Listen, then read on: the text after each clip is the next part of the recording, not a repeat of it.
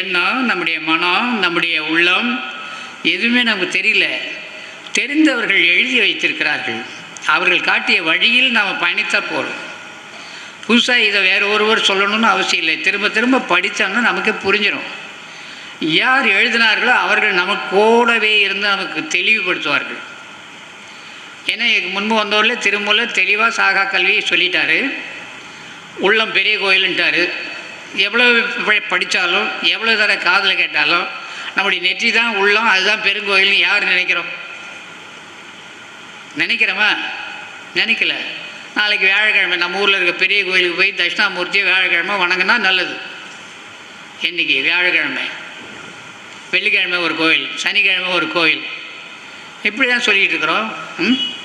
கோவிலாவது ஏதடா குளங்களாவது ஏதடா, கோவிலும் குளங்களும் கும்பிடும் குலாமரேன்னு ஒருத்தன் பாடியிருக்கான். நான் பாடினா தப்பு, அவன் எழுதினவனை போய் தான் நீங்கள் கேட்கணும். எப்படி எழுதியிருக்காரு? கோவிலாவது ஏதடா, வாடாப்பாடான்னு பேசுகிறாரு. அவர் ரொம்ப தெளிவான ஒரு பொருள், பயப்படல அவர். கோவிலாவது ஏதடா குளங்களாவது ஏதடா, கோவிலும் குளங்களும் கும்பிடும் குலாமரே. குலாமரே ரொம்ப கேவலமாக பேசுகிறார். ஏன்னா தெரிஞ்சுக்கிட்டாரு. சுத்தரை நம்மளை பார்த்து கேட்குறாரு, ஏன்பா அப்படி சுற்றிக்கிட்டு இருக்கிறீங்க? கோவிலும் மனத்துளே குளங்களும் உனக்குள்ளே தான் இருக்குது. நீங்கள் உள்ளே இருக்கிறத விட்டுட்டு வெளியில் தேடிட்டு கிடக்குறீங்களே ஏன்? தெளிவுபடுத்துகிறாங்க நம்முடைய ஞானிகள் எல்லாம். அதுலேயும் பெருமானை போல தெளிவுபடுத்துகிறவங்க வேறு யாருமே இல்லை.